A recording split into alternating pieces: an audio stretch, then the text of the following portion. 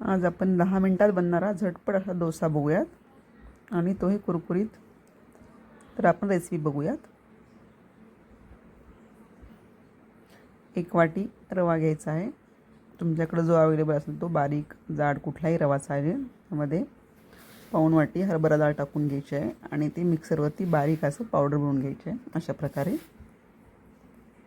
आता यामध्ये 2 चमचे दही आणि 1 वाटीभर पाणी टाकून छान आपल्याला व्यवस्थित त्याची पेस्ट बनवून घ्यायची आहे. दही थोडं आंबट आहे तरी चालेल. 1 वाटी पाणी टाकलेलं आहे. अशा प्रकारे व्यवस्थित पेस्ट बनवून घेतलेली आहे. खूप पातळ नाही बनवायची. आता आपण डोह्यासाठी लागणारी चटणी बनवून घेऊयात. लाल चटणी आपण बनवणार आहोत. तर थोडीशी उडीद डाळ, थोडी हरभरा डाळ, खोबऱ्याचा कीस, 3 ते 4 लाल मिरच्या, चिंच हे सर्व टाकून आपण व्यवस्थित परतून घ्यायचं आहे. थोडे शेंगदाणे टाकायचे आहेत त्यामध्ये. आपण यामध्ये अजिबात कांदा लसूण वापरलेला नाही आहे. कढीपत्ता टाकून घ्यायचा आहे. अशा प्रकारे चटणी खूप छान लागते.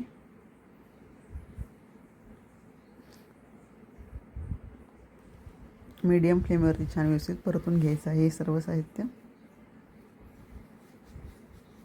नंतर एका डिशमध्ये काढून गार करून आपण मिक्सरवरती चटणी बनवून घेणार आहोत.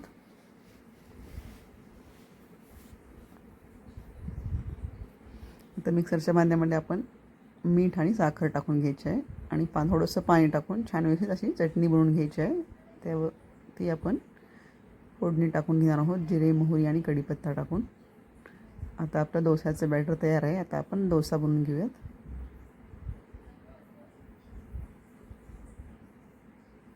अशा प्रकारे डोस्याचं बॅटर बनवून घ्यायचं आहे आपल्याला.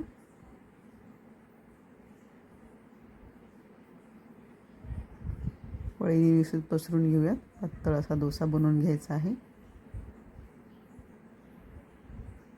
तुम्ही पाहू शकता खूप छान असं बॅटर बनलेलं आहे आणि असा कुरकुरीत डोसा आपला तयार आहे.